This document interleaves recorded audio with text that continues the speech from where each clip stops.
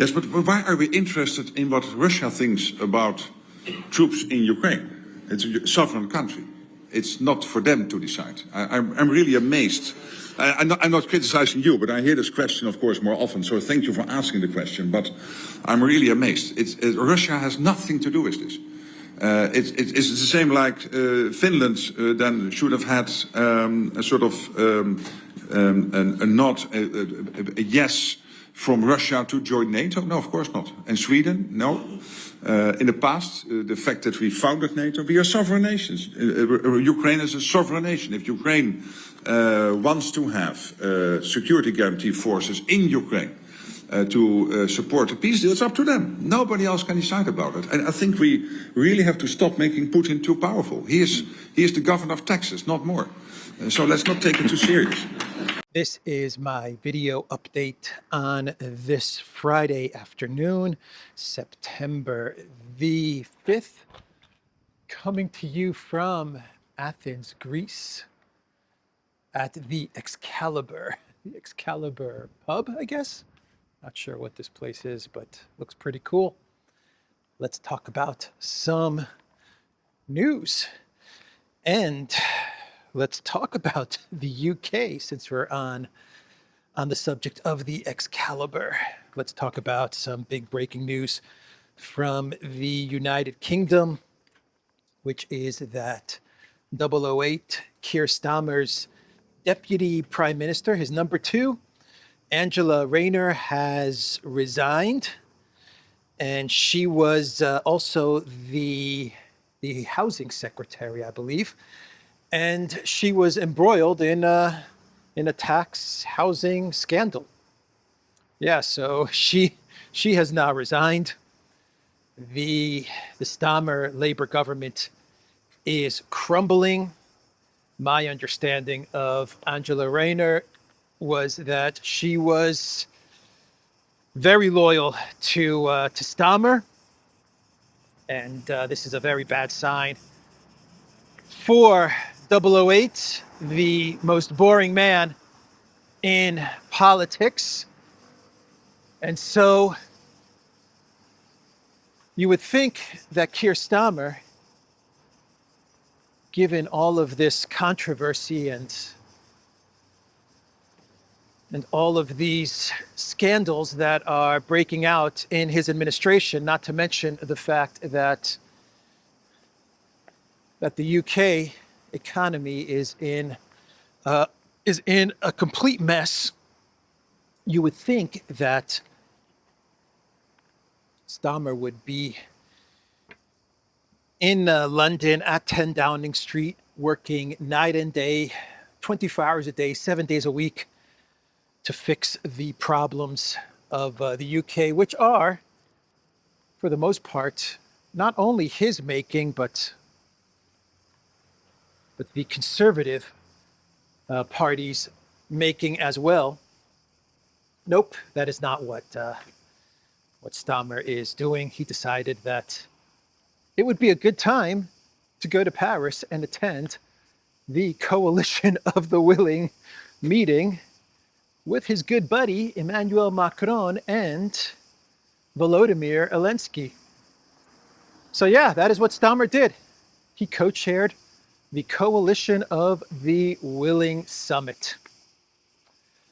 A couple of days ago, his defense secretary gave Ukraine another 2 billion pounds, which is being covered by the frozen Russian assets, right? So that happened 2 days ago. And after the Coalition of the Willing summit, Starmer, he announced that the UK is going to be providing Ukraine with long-range missiles so that they can hit pre-2014 Russia. And he supports this. So that's Starmer's focus at the moment, is Zelensky and Project Ukraine and starting a conflict with Russia. Maybe Starmer believes that the only way he can distract away from the UK collapse is if he manages to provoke Russia into some sort of a conflict, which would then bring in the United States, and that's how he would be able to remain in power and to distract away from the troubles, the catastrophic economic troubles that faces the United Kingdom. Anyway, that is Starmer. Big breaking news. And CNN, they put out an article. One second. Let me put this down somewhere.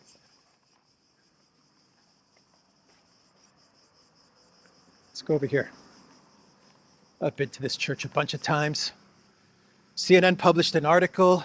I'll read you the title in a bit, where they basically say that Trump and Russia, but mostly Trump, is going to blame the collapse of Project Ukraine on the Europeans. That is what CNN is running with.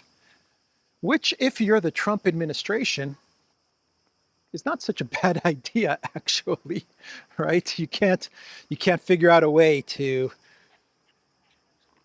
get out of the Project Ukraine mess that you've put yourself into, to be quite honest. But maybe you just blame it all on the Europeans. When all is said and done, just blame Europe.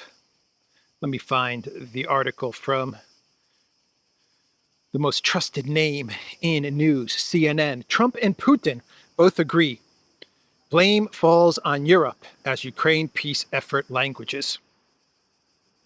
Yeah, Trump and Putin both agree. You see, they're in agreement. There's consensus. It's all Europe's fault. Yeah, blame it on Europe, man. Right? When all else fails for the Trump administration, just blame it on Europe, man. They're not going to have any clue what is going on. I mean, you heard Mark Rutte, right? He's calling Trump daddy, and he's talking about Putin being the governor of Texas and stuff like that. They're clueless, man. They're clueless. Just blame it on them. They're not going to know what hit them, the Europeans. So that's what CNN is running with. By the way, Trump also posted on Truth Social today an image of Xi Jinping, Putin, and Modi. And Trump says, looks like we've lost India and Russia to deepest, darkest China. May they have a long and prosperous future together. President Donald J. Trump. I don't know if this is serious or if this is some sort of WWE type of acting that is going on. WWE, World Wrestling, geopolitics acting from Donald Trump.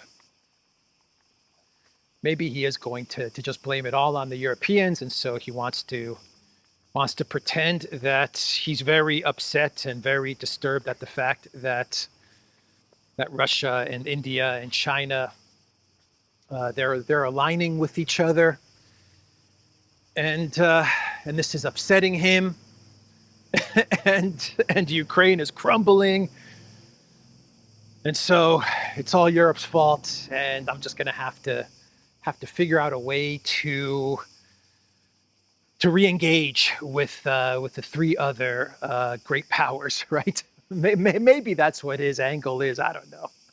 I really don't know. I find it hard to believe that this is a serious post. Could be, though. Doesn't sound like it is. It sounds like we're seeing some theatrics play out. But look, if there's anyone that should take the credit for bringing India, China, and Russia together, well, a lot of it is Biden, at least the Russia-China component. Trump also played a part in his first term, but it accelerated under Biden. As far as India and China goes, well, that's Peter Navarro, my man Trump. That is Peter Navarro, your trade advisor, that supercharged the détente between India and China. What a strange post for him to put up on Truth Social. Very bizarre post. I'm sad. I'm sad because these three countries are aligning, or at least these two countries are aligning with the very dark China. May they be happy. It sounds like a pissed off lover or something, right? I hope you two are happy. Fine. I hope you two live a happy life. Anyway, bizarre post. So let's get to the coalition of the willing meeting between the coalition of the willing, which does not include the United States, by the way. The coalition of the willing. Man, that coalition of the willing, that thing dates back to about a year and a half ago, right? Or 2 years ago. I believe the coalition of the willing was trotted out by Macron and Starmer. Or was it Starmer back then? Or was it Sunak? I forget. They're all the same. Yeah, the coalition of the willing was trotted out after Avdiivka, right? After the fall of Avdiivka. That's when Macron was talking about a coalition of the willing. And at that time, he was talking about sending French troops into Odessa. Remember that? He's going to send about 20,000 troops into Odessa. And there was no talk about a negotiation or a ceasefire. I mean, Biden was the president back then. So there was no negotiations with Russia, no talking with Russia, no Alaska meetings. None of that stuff was going on. It was just Macron, along with the UK. They came up with the idea of coalition of the willing to send troops into Ukraine. But they wanted the United States to provide the backstop, right? It was all about baiting the United States into a war with Russia because they saw it as the only way for Project Ukraine to survive, as if they could get the United States into some sort of a hot war with Russia. So Macron came up with the idea, along with strategic ambiguity. Remember that one? Strategic ambiguity. He came up with the idea of troops in Ukraine, and they would act as a tripwire. Russia would obliterate them, and then Macron would run to Biden at the time, crying and whining about how Russia had attacked France and Article 5, the United States has to get involved. You cannot abandon your allies and your partners. And that was the plan back then. Anyway, the coalition of the willing then went away. Then after a couple of months, it came back again. Then there were articles saying that the coalition of the willing is dead. Then it came back again. Then it was dead. Then it came back again. Anyway, it's back. It's back. It's back. And they had a meeting in Paris. And the big takeaway from this coalition of the willing meeting is that it was a dud, a complete failure. Actually, Bild, they were the first ones to report that it was actually a coalition of the willing, where President Trump, who called into this meeting, Steve Witkoff was also present. He was sitting in, but President Trump called in, and the atmosphere was not good. It was not good at all. The Europeans, they were arguing with Trump about how to go forward with Project Ukraine. By the way, Steve Witkoff, my understanding of it is that he was only at the meeting for 20 minutes. What does that tell you? He sat in for the Trump phone call, and then he said, "Adios, amigos, man. I'm outie 5,000." He said some comment like the Trump administration is exploring all our options. That's what he said. The Trump administration, all options are on the table as to what to do with Ukraine, Russia, and all of these things. But after 20 minutes, he was gone, man. He was out of there. But the reports are that the phone call between Trump and the Europeans was angry. It did not go well. And the reason it did not go well is because the Europeans, along with Zelensky, he was also there in person, any excuse to get out of Kiev, Zelensky. The reason it didn't go well is because the Europeans, what they want from the Trump administration is they want the Trump administration to commit to Project Ukraine, to sanction Russia, and to provide some sort of military backstop to their security guarantees, their imaginary, their fictitious security guarantee plan that they're putting together, right? They're putting together this very elaborate, very precise, that's the words that Ursula used, a very precise security guarantee plan, and they want the United States to backstop the entire thing, right? So that's what they were asking Trump. That's what they wanted from Trump. We want you to sanction Russia now, 100% or 500%, bone-crushing secondary sanctions. We want you to sanction Russia, and we want you to provide the military muscle for our security guarantee plan. And Trump didn't fall for any of it. He evaded it all. He said, no, no, no, no, no, we're not going to backstop your security guarantee plan. Maybe we'll provide a plane or something like that flying in the air, but that's pretty much all you're going to get. And he said that a week ago. He said that the only thing that we're going to really provide Europe is 1 or 2 planes, maybe flying around. But the important part of the phone call, according to reports, is that what Trump told the Europeans is that the Europeans, what they have to do is before they start demanding stuff from the United States, they have to stop buying Russian energy. That was Trump's demand. Stop telling us what to do, vassals. I'm telling you right now that as Europe, you're buying Russian oil, and it needs to stop. No more buying Russian oil from India, from China, from wherever. Stop buying Russian oil, and then we'll talk. And Trump said that, according to sources, he said that Europe is funding the war, and that Europe must stop purchasing Russian oil that is funding the war, saying that Russia received 1.1 billion euros, which is $1.28 billion in fuel sales from the EU in 1 year. That's like the price of a Patriot missile. Someone in the comments of this tweet that I'm putting up on the screen actually noted that, which is a very smart observation. They said, $1.2 billion is like the price of a Patriot system. Anyway, that's what Trump told the Europeans. You guys made 1.2 billion, or you guys spent 1.2 billion in purchasing Russian oil from India or from wherever, and that needs to stop. So that was it. That was the Coalition of the Willing meeting with Steve Witkoff in attendance for 20 minutes, and Trump phoning in and evading the European trap, and then throwing it back at the Europeans by telling them that they have to stop purchasing Russian oil. And you know what the Europeans are going to do? In their 19th or 20th sanctions package, or whatever number it's going to be, the Europeans are going to stop purchasing Russian oil, which will further destroy the European economy. And then you know what Trump is going to do? Because the Europeans are going to stop purchasing the Russian oil in the 19th or 20th sanctions package, and then they're going to go back to Trump and they're going to say, you see, Daddy, we stopped buying the Russian oil like you told us. Now will you place sanctions on Russia, and will the U.S. military provide the backstop to our security guarantees? And you want to know what Trump's going to tell them? He's going to make up some other excuse. He's going to say, yeah, but there's another billion in oil that you purchased that you need to stop, or you're purchasing $1 billion in uranium or fertilizer or something. He's going to think of something else, right? And that's how this thing is going to go, because it's absolutely clear that Trump does not want to place sanctions on Russia, which effectively means placing sanctions on China and placing more sanctions, tariffs on India. The relationship has already been destroyed, and Trump's trying to avoid doing this. And of course, he doesn't want the U.S.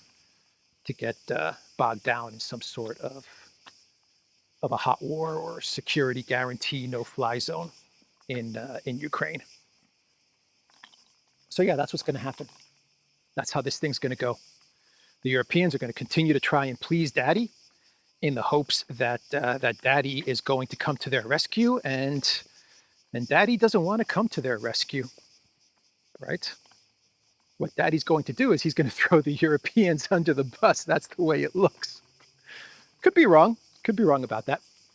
Maybe Trump does decide to go hot war with Russia. Maybe he does decide to fold to the Europeans. Maybe Lindsey Graham whispers in his ear as they're playing golf one of these days and convinces Trump to go all in with the Europeans. But right now, I have to tell you, it doesn't look like that's what is going to happen. Actually, the same day that the Coalition of the Willing is having their meeting and trying to convince the United States to commit more to Europe, the Financial Times is reporting that the Trump administration is actually pulling funding of the U.S. military in Europe.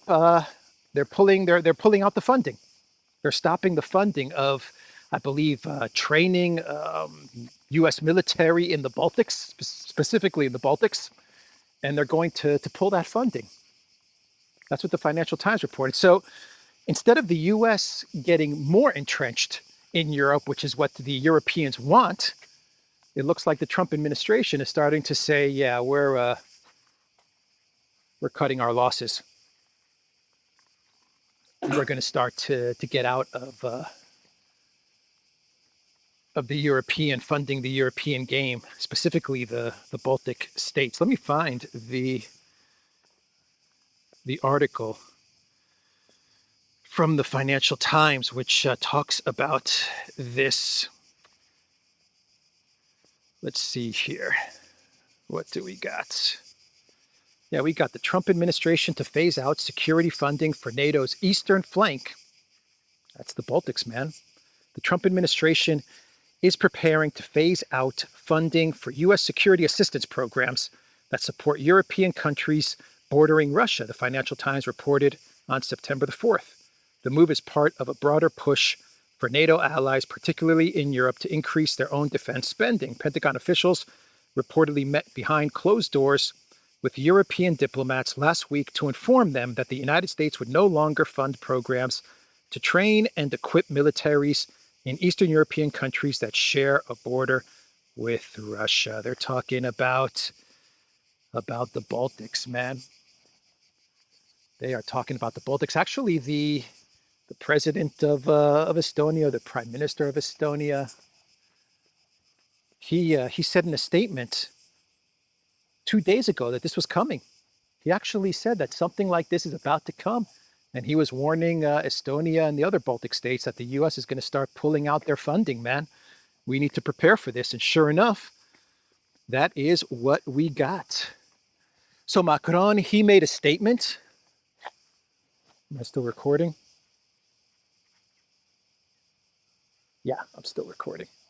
Macron, he made a statement after the Coalition of the Willing meeting concluded. And Macron, he tried to paint a positive picture, tried to put a positive spin on what was a nothing burger. And he said that 26 countries of the Coalition of the Willing have signed up to send troops to Ukraine if once there is a ceasefire, once a ceasefire is agreed, and he's still talking about a ceasefire. He's still saying there's going to be some sort of a ceasefire, even though Russia and the entire world now understands there's going to be no freeze, there's going to be no ceasefire. Anyway, Macron is still talking about a ceasefire.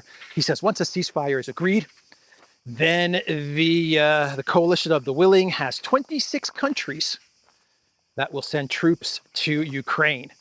I don't know what 26 countries he's talking about. My understanding of things is that Poland has said no, Greece has said no. I think Italy has said no. I don't think Germany can send troops. The UK doesn't really have any troops to send. France is crumbling, man. France is crumbling. Are they going to really send troops into Ukraine? So I don't know what countries he's talking about when he mentions 26 countries in the Coalition of the Willing. But anyway, it's meaningless. It's meaningless because he talks about the military, the Coalition of the Willing military going into Ukraine once a ceasefire deal is signed. That's what he's talking about. So it's not going to happen, man. It's never going to happen. Even Zelensky understands this.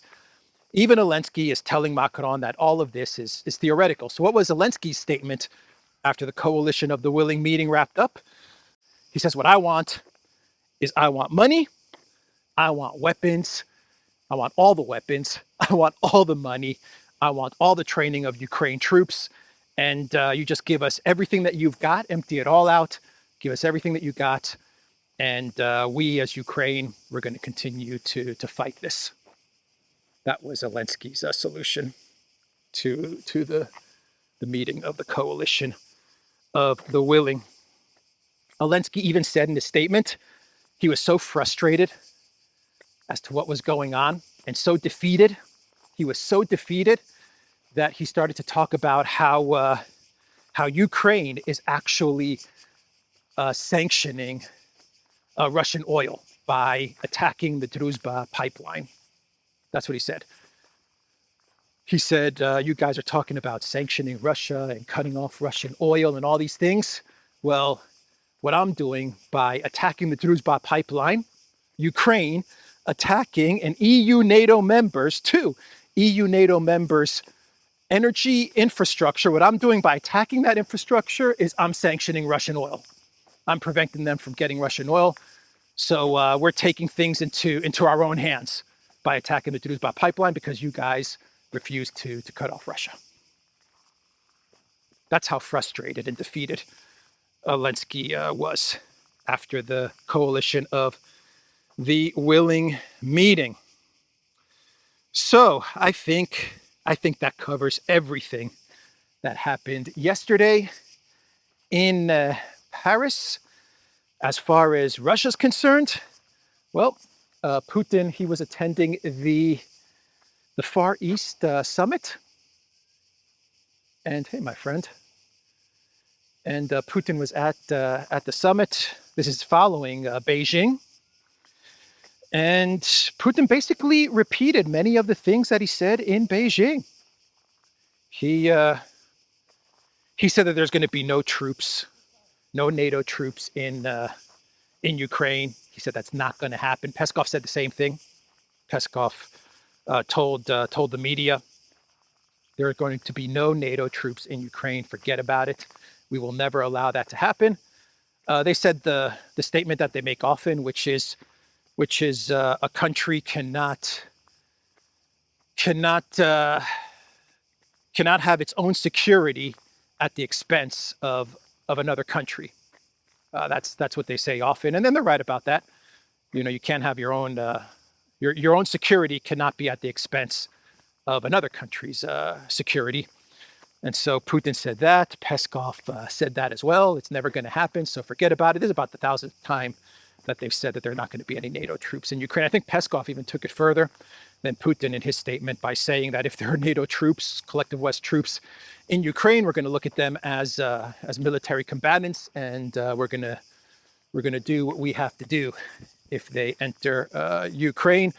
So Putin, he said that, and he also trolled Zelensky again by inviting Zelensky to Moscow.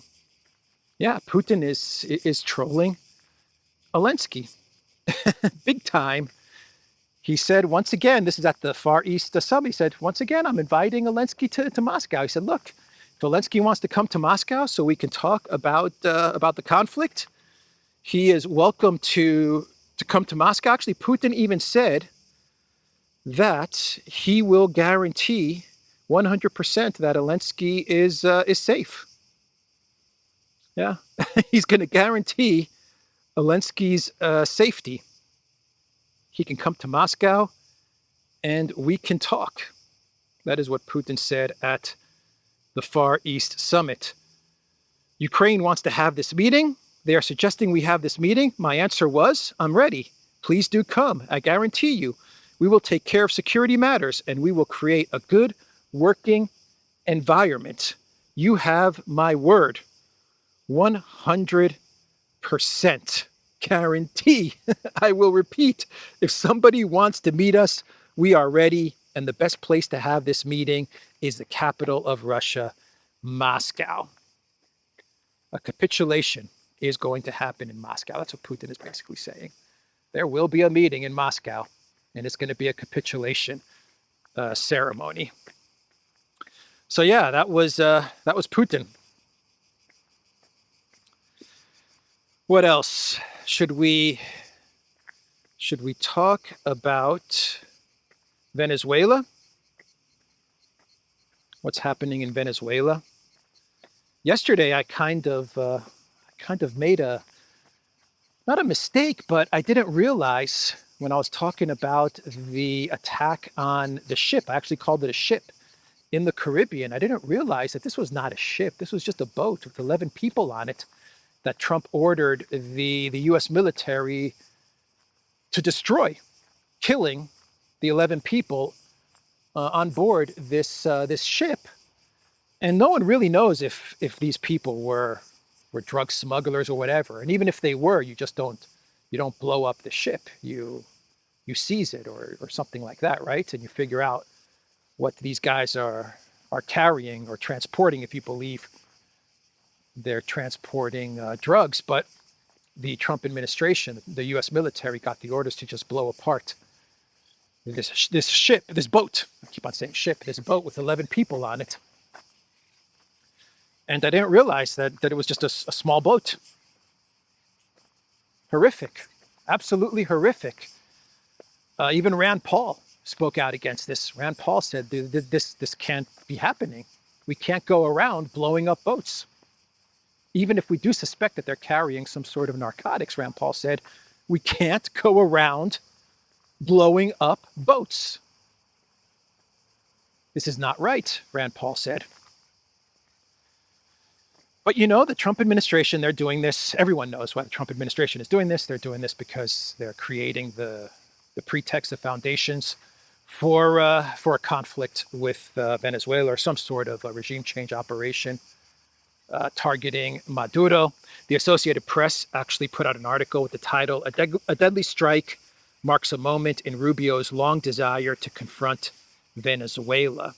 And the Associated Press says in the first paragraph, the deadly strike on a boat U.S. officials say was carrying drugs from Venezuela may have marked a stunning shift in the country's relations, but escalating pressure on the South American nation has defined much of Secretary of State Marco Rubio's quarter century in politics. Basically, the Associated Press in this article, they make the claim that this is what Marco Rubio has been aiming for much of his career, is to get some sort of a regime change and some sort of U.S.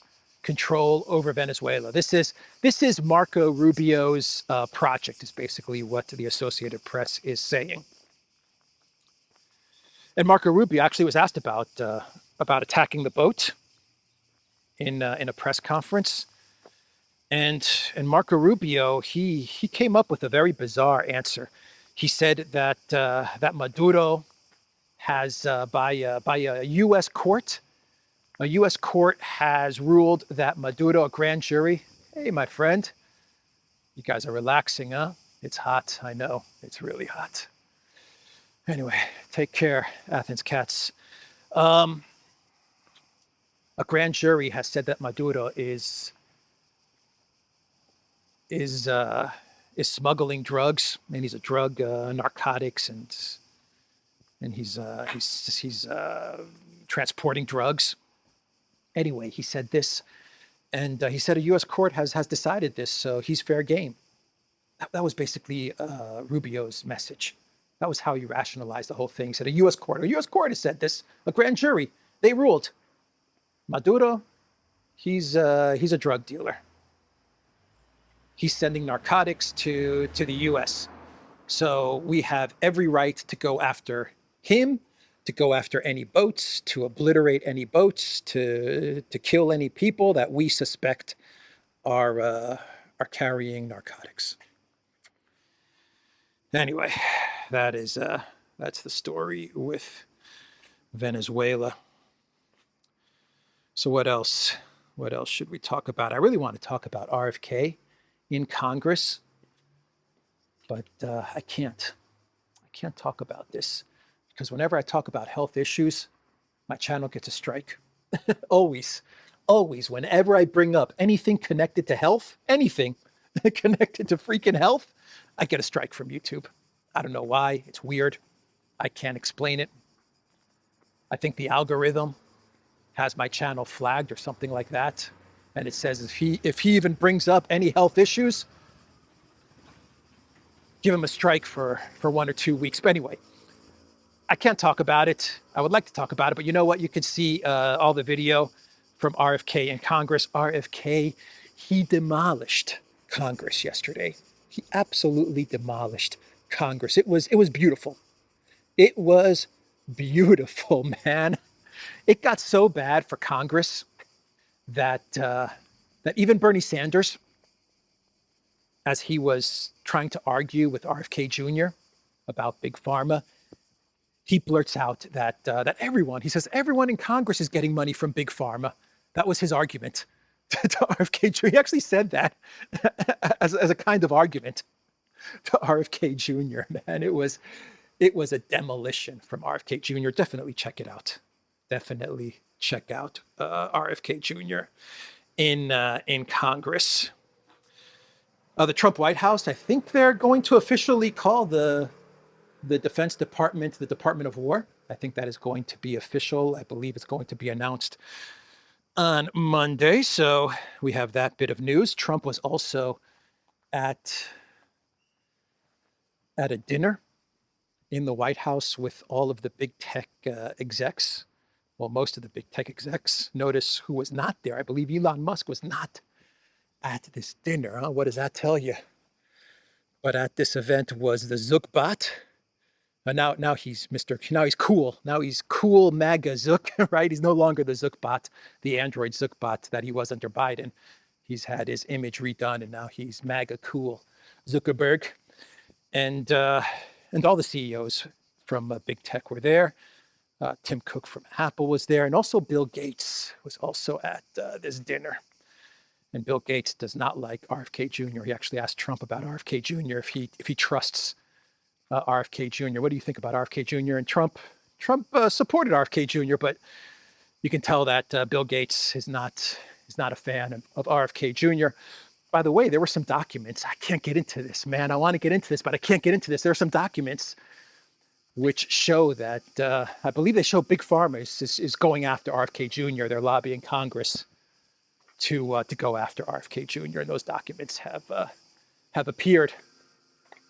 Anyway, that was the dinner with the big tech gazillionaires, the big tech oligarchs that Trump had at the White House.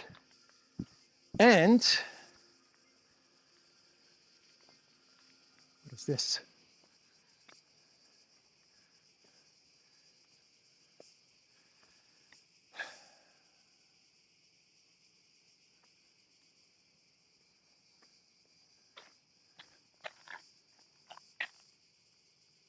Huh. Interesting. And we have the news that there will be visa-free travel between China and Russia. So China announced that Russians will be able to visit China visa-free, I believe, for up to 1 year.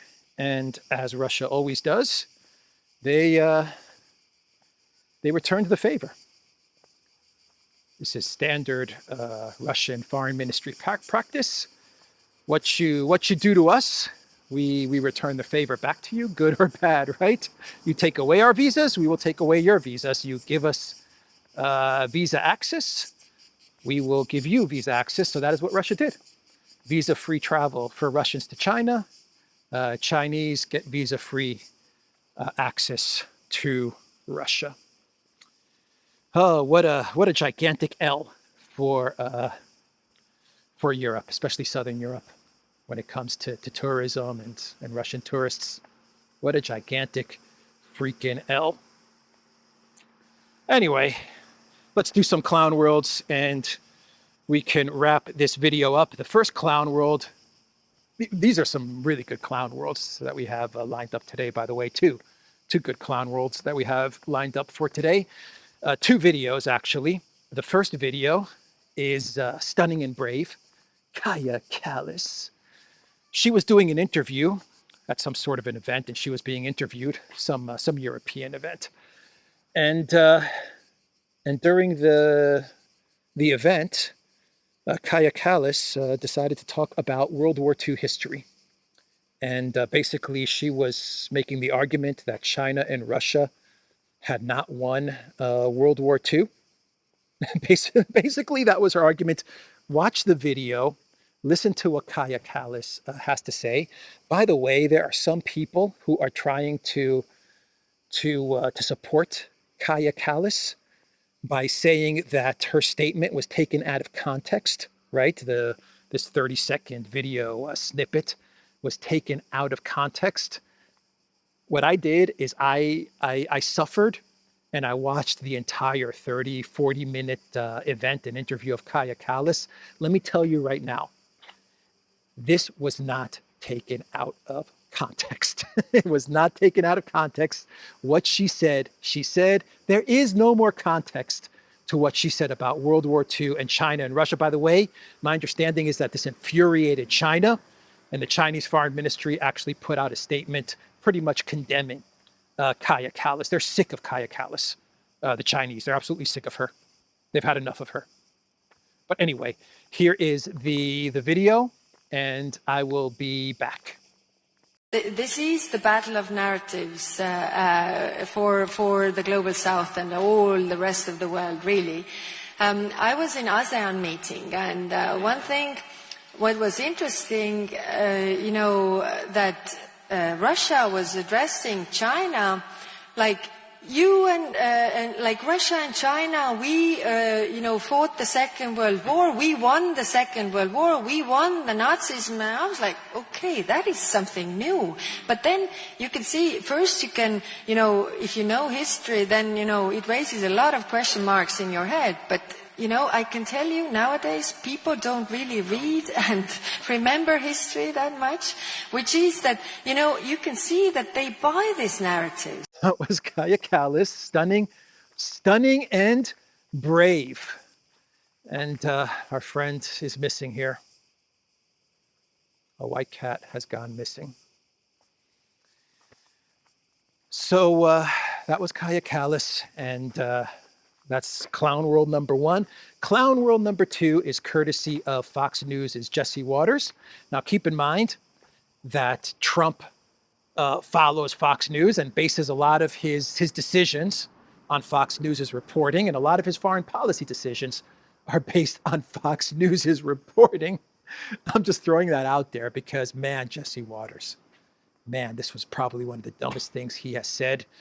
And well, let me just play the video so you guys can listen to what Jesse Waters says about Power of Siberia 2, and that maybe someone should do something to Power of Siberia 2 in the same way they did something to Nord Stream. A boneheaded comment from Fox News is Jesse Waters. So here is Jesse Waters. Vlad lost his customers in Europe. Now America is selling energy to the French and Germans.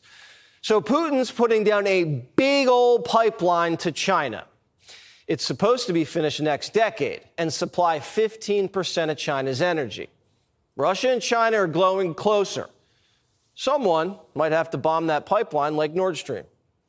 Trump's not thrilled with Pooty Poot. That wraps up our Clown Worlds for today. Oh man, Jesse Waters, man, what were you thinking when you were reading this script? Because you're just reading the script, right? You're just reading what they put in front of you. But oh my God, was that not bright? And then he calls Putin. He says Putin, Pooty poop or something like that. What are you talking about, man? Oh my God. Let me do the nicknames, Jesse Waters. All right. I'm not on Fox News getting the big bucks on Fox News with a suit and tie or anything like that. So let me do the nicknames. You focus on providing good, reliable news, but I think that's just too much to ask of from Fox and from Jesse Waters, apparently. Oh my God. Unbelievable. You knew it was going to happen, though, actually. When you think about it, you knew that someone on one of the Collective West media channels was going to come out and talk about the pipeline between Russia and China. And maybe, just maybe, a Nord Stream event should happen. Anyway, that is today's video. TheDuran.locals.com. We are on Rumble and Telegram and X. Go to the Duran shop, pick up some merch, like the shirt I am wearing in today's video update. There is a link in the description box down below. Take care, and I will see everybody tomorrow, mañana.